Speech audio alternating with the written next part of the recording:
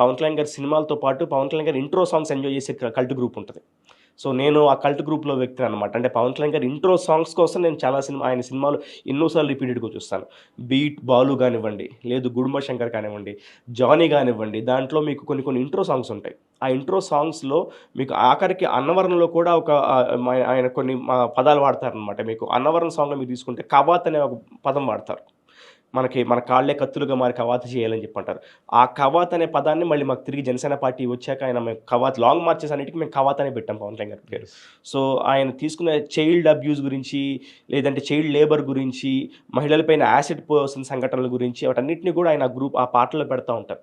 So, ఆ intro సాంగ్స్‌కి attract అయ్యి, ఆ ఇంట్రో సాంగ్‌లో పవన్ కళ్యాణ్ గారిని అప్పట్లోనే యాక్టర్‌గా కాకుండా ఒక ఏదో చెప్పాలనుకుంటున్నారు ఈయన. అంటే ఈ సాంగ్స్ ద్వారా ఇది నిజమే గదా! సొసైటీలో జరుగుతుంది ఇదే కదా!